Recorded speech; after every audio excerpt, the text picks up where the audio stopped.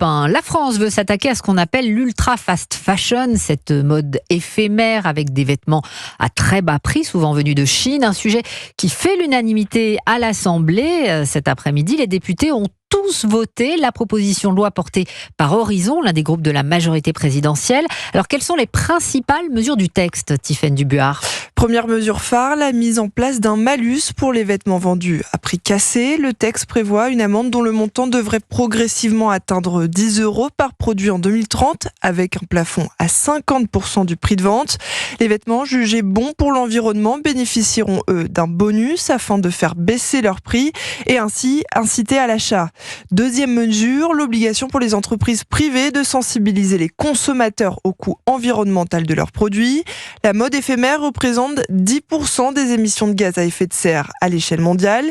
Une sensibilisation qui doit se faire avant l'acte d'achat, selon la rapporteure du texte, Anne-Cécile Violent, au micro Europe 1 d'Alexis de La Fontaine. On a rétabli justement un message qui est ciblé sur l'impact environnemental. Très concrètement, c'est que sur les sites d'ultra fast fashion, il y a un bandeau qui va apparaître avec une mention qui dira eh bien là, on a un impact environnemental quand on achète un produit issu de cette industrie. Troisième et dernière grande mesure, l'interdiction de la publicité de ces produits.